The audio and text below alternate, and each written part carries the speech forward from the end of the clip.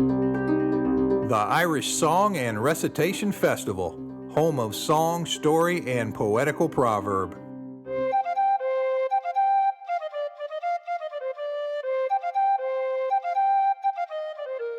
You are at the Irish Roots Cafe, and I am Mick the Bridge, your host.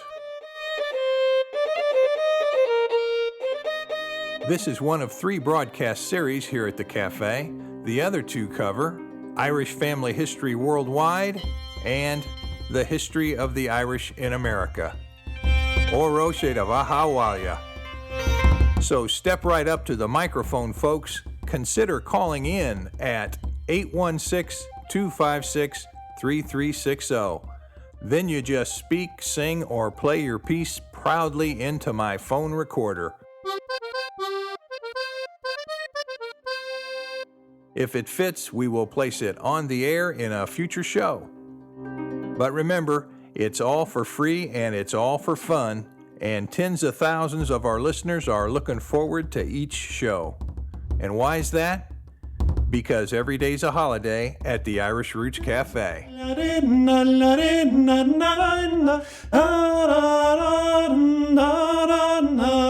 Reach me anytime, and be sure to read my show notes for this episode on my webpage at www.irishroots.com.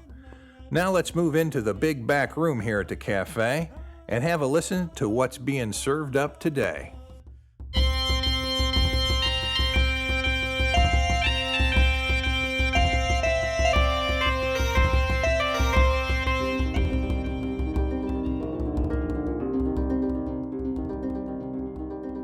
Welcome home. This is the Irish Roots Cafe, where every day's a holiday and there's always room for one more, and this is the last of the special 10-song challenge at the Irish Song, Art, and Recitation Fair here at the cafe.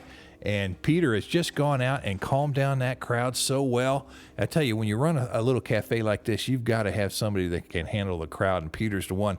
So now they're calmed down a little bit, and we got to leave them going out on a good note. So we're going to have to choose something very special, not just a flourish, but a combination of Irish and American heritage, and send them on their way, and they'll have a good memory of these 10 days here.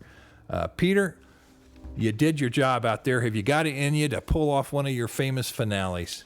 Oh, sure. Oh, good. Well, I tell you what, there's a lot. I wonder if, it's probably too much to ask for you to pull something out of your hat in the Gaelic language. Would it be? Well, I visited the Gaeltacht many times. Ah, yeah. The Gaeltacht, of course, for those who don't, is sections in Ireland where Irish is spoken. And if you're from America, they'll talk to you in English. Yeah. If you're from England, they won't talk to you at all. And they're like, we don't understand. We don't understand the thing you're saying. And Irish is a tough language. Oh, it is. It's a tough language. It is indeed. Way back in our sessions, you asked about when I was doing that song challenge in Ireland. Right. And back and forth, back and forth. I ended how I actually got them to cave in. That. I sang at the end a song which is traditionally the ending song in Ireland, when it has been. I think as time goes on, some of the great feelings are starting to fade a bit, but I sang that and I ended it in Irish. And the guy threw his hands up. He says, "Oh, you did it. You beat me. You got me. You got me." I tell you, the secret card, that's amazing. And I was struggling in my mind. What am I going to do? Can I remember it? Can I remember it? And I pulled it off somehow. And they cheered, screaming. They loved it. Oh, I bet they did. And that's the soldier song? That's right, yeah. The national anthem? National anthem. Now, we talked before. We said, we had the anthem for Tipperary was Slieve na Marne. We said the anthem for Cork was the banks of my own lovely Lee. Right. We said the anthem that's recognized in the Commonwealth for Northern Ireland is the London Derriere and the melody of, as we know, Danny Boy. Right. But then the national anthem accepted and put through, the national anthem of the Irish Republic, is the soldier song. And it's also the song that is basically the Republican-based song. And by a Republican, I'm talking about the Sinn Féin, those who want a republic of all 32 counties in Ireland. who want all of them. There's 26 in the Republic and 6 in they want all 32 counties to be part of the Republic, and that's what this is. This is the Republic song, But let's go back just a bit in history. I want to do one other, if we could. I have to add a song on you. Of course. Before Soldier's Song came about, and did you have a year when that was written? Soldier's Song was written. It was composed in 1907. Okay. By Kearney and Heaney. Yes, Patrick Heaney and Pater. Right, Pater O'Kearney. Yeah. Now, see, of course, the Republic was established basically in the elections of 1919 when Sinn Féin won some seats in Ireland and they refused to go to Britain to sit in Parliament, so they set up themselves in Dublin. And when that whole thing came about, and then they said they had the treaty, which we mentioned about in Michael Collins, and Eamon de Valera said the Republic was established by the Irish people and can only be disestablished by the Irish people. And that's when basically the Civil War broke out. Yeah. Even after the people said, yeah, we'll go for it. Yeah. But I thought about that. Everybody got to vote. Mm-hmm. So, of course, the English were packing the things, and de Valera held his ground, and, of course, he got his republic. Yeah, that's and right. We almost have our 6 counties back, but that's another story. But the anthem, which was commonly known, was another song called A Nation Once Again. Before this. Yes, before the Soldier Song was accepted after the treaty. And A Nation, though it was widely known because it was a Sinn Féin song, that this is what they were, and everybody was a soldier for Ireland. Yeah. And in the old song, the Nation Once Again song, now it was written by Thomas Davis, and he was a barrister in Dublin, a lawyer, or as a solicitor, and he was with Dan O'Connell. Now, of course, there's an O'Connell Street in every town in Ireland. Oh, that's right. And there's a statue of Dan in every town in Ireland. Yes, there is. And Dan's known as the Great Emancipator because he was elected to Parliament. He did go, but he refused to take the oath, so out he went. And he forced the English to let Catholics get into the Parliament because they were not allowed. That's right. In those days, it wasn't allowed. They wouldn't let them sit. Wouldn't let them sit. Yep. And he forced the issue. And so with the guy, Thomas Davis, who wrote that, and O'Connell, another fellow by the name of John Mitchell, sounds like a bunch of Englishmen, doesn't it? Oh, it does? Yeah. They founded the Young Ireland Movement in 1842. Right. And they had a newspaper called The Nation. Right. And so then we have this song, A Nation Once Again, which is saying that, and it's a dream song. I'm dreaming about this. And I look at everything. There's the greatest line in there. To me, it's what really sets up things when it says that freedom comes from God's right hand. The image is there because Jesus sits at the right hand of the Father. That's right. So the right hand is the most important. Yes. And so when you're saying that freedom comes from that, it's the same. That's salvation. That's right. It's a theological and a patriotic sentiment. And here it comes out, freedom comes from God's right hand, which I just think is a magnificent line. And that's what, and it needs a godly train. Yes. In other words, it can't be taken lightly. It's it not isn't just something, from the hand of man. Right. Yeah. It has to be, it's more. That's and right. you have to understand where it came from. Right. As Thomas Jefferson said the same thing, That's right. Yeah. He said the same thing. The source. And in the years, if you look, A Nation Once Again is probably written about in the 1830s, and Jefferson was writing that thought pattern, that John Locke, that's right, Jean-Jacques Rousseau, all that theory, and it's also generated in the history and in the music of Ireland in that period, in the early 1800s, and it wasn't until the early 1900s that Ireland finally got its freedom. Well, that's right, and the song was still kept pretty much close to Ireland until it was published in America in 1917 and arranged by Victor Herbert. Who was big in all the Tin Pan Alley stuff, but he was big in something that meant a lot.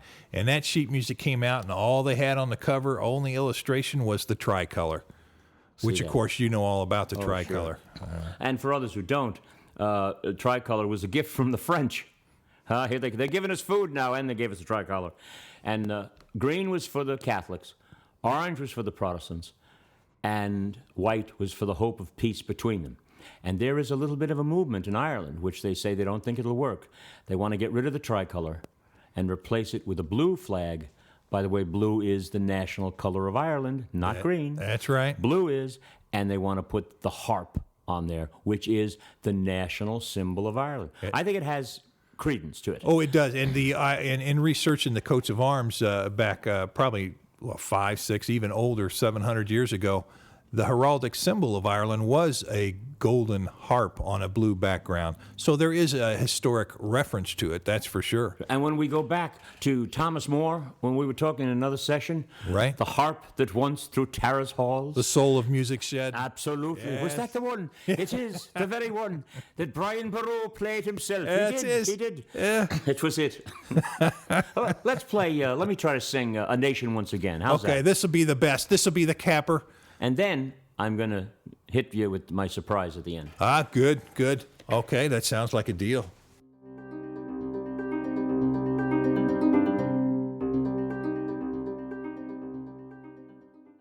When boyhood's fire was in my blood, I read of ancient freemen for Greece and Rome who bravely stood, 300 men and 3 men. And then I prayed I yet might see our fetters rent in twain, and Ireland long a province be, a nation once again. A nation once again, a nation once again, and Ireland long a province be, a nation once again. And from that time through wildest woe, that hope has shone a far light, nor could love's brightest summer glow outshine that solemn starlight. It seemed to watch above my head in forum, field, and fane. Its angel's voice rang round my bed, a nation once again. A nation once again, a nation once again, and Ireland long a province be, a nation once again. It whispered to that freedom's ark and service high and holy would be profaned by feeling dark and passions vain and lowly. For freedom comes from God's right hand and needs a godly train, and righteous men must make our land a nation once again, a nation once again, a nation once again, and Ireland long a province be, a nation once again. So as I grew from boy to man, I bent me to that bidding, by spirit of each selfish plan and cruel passion ridding. For thus I hope some day to aid. Oh, can such hope be vain, when my dear country shall be made a nation once again, a nation once again, a nation once again, and Ireland long a province be, a nation once again.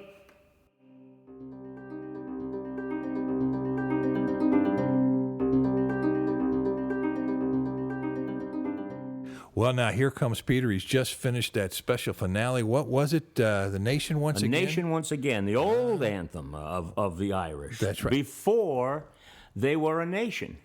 And how did the crowd take it? Oh, they loved it. See, it's when the wolf tones and things would come to town, they'd use that. Oh, the banners were flying and they're cheering away, and people know what that's right. Yeah, everybody knows that. That's good. That's a good thing. The other one, though, and the one that I use is my ringer when I was in that music contest, was the Soldier's Song.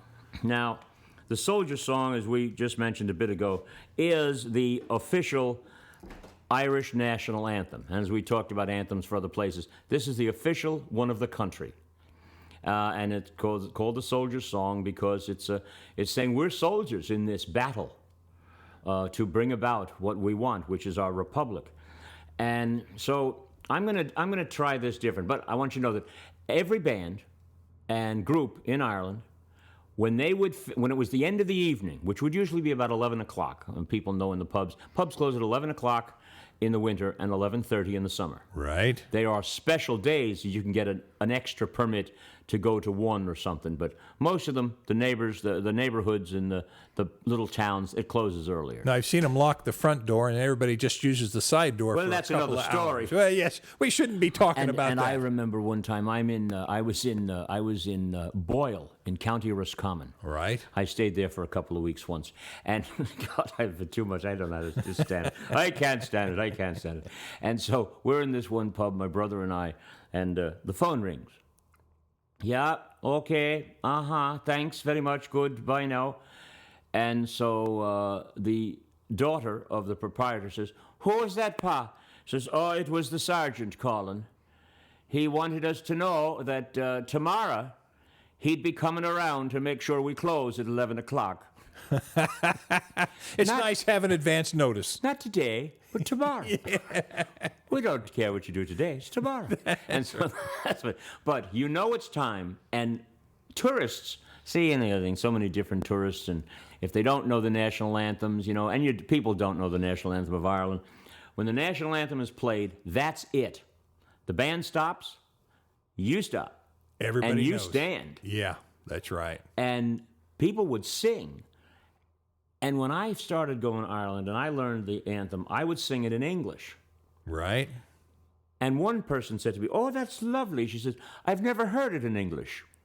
Oh, my. So they always sang it in Irish. Right. So I said, well, I guess I better do something about this. That's right. So I went to my dear friend, Father Davern, God rest his soul, and I said, Father, I want to learn the Soldier's Song in Irish. Would you teach me? Sure. So I sat down with him one evening, and we went over the text, and he not only told me what the word said, because reading Irish only has 19 letters in its alphabet. Right. So, and their sounds are different, or their sounds make no sense at all That's for the right. English-speaking mind as we right. look at it. Mm-hmm. So I had to fashion myself in there, and then I had to sing it at a banquet, and I did. And that's the first time I sang it, and then I used it in Ireland, and in Ireland they said to me, where did you get that? And that was what's done at the end. But another time I was asked at a wedding of an Irish girl from the County Mayo. She married a fellow here. And she said, Peter, at the wedding reception, would you please come and I would like you to close the reception by singing the Soldier's Song at the wedding. Right. Can you imagine someone saying, let's sing the Star-Spangled Banner? We use it at the beginning of things. That's right. Though if you remember years ago when we were wee ones, every night on TV, the TV would go off with the national anthem. That's right. Now they don't even go off, much less play the national anthem. That's right. And people think it's something you say. And then they've changed things. Makes me mad, actually, when they change it all around. I don't like that. I'm a traditionalist when it comes to my music. Some things should be constant. They should be constant. Yeah, absolutely. But I'm going to sing the Soldier's Song. Now I'm going to start it. Oh, by the way, I'm only singing the chorus of it, not the whole song. That's good. That's what's commonly done. Sure. Because there is a verse and a chorus, where ours is a song. Even though we have 4 verses, nobody knows that in the Star-Spangled Banner. There's 4 verses, but the whole verse is all the way through, and that's our anthem. For them, it's usually they just play the chorus, and it's the Soldier Song. But I'm going to sing the first part in English, and then I'm going to switch, and those in the Gaeltacht, forgive me, I'm going to sing it in Irish. So let's give that a shot. I'll go out, and we'll close that rowdy group down and pack them on their way. And if there was anybody that was leaving, as soon as they see you coming up, they're starting the next one. They'll be coming back in. Will. So then we'll have to usher them all out again. That's true. We'll turn all the lights on. That's it. That's it. How you That's doing? it. All right. This has been a grand session, Michael. Well, it has. I think this has really been enjoyable. We appreciate all your talent and help here kicking That's wonderful. this off. I'm glad to be a part of this, and I hope for all of those who will be tuning in and listening that, we gave you something that you may not have known before. We've made you smile, maybe made you cry, but made you think about the importance of music in the Irish soul and the importance of knowing things about Ireland, which the country which we love along with our own so much, that gives us a sense of our culture and who we are. What? Thanks a lot. This has been great, and we hope to see you all here again at the Irish Roots Cafe.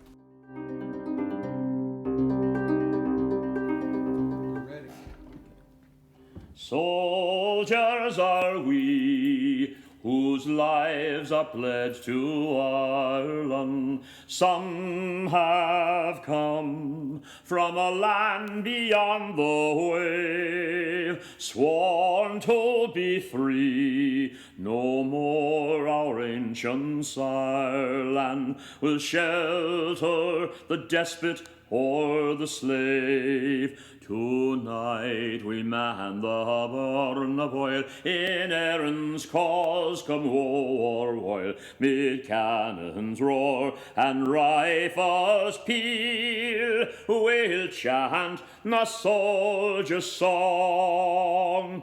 Shinna Féinna Foil, Atafa Gaelic Erin, Bwinder slew, Hortind running to in Fevod Vesser, Shantir or Shincher Fasta, Neog far van Teranna van Trail, Anaga Ham Jabern Boil, Leshinna Gel Kun Bash no soil, Nod Gonash Grek, Falavig Bebeler, Shelif Kenik Aranafin.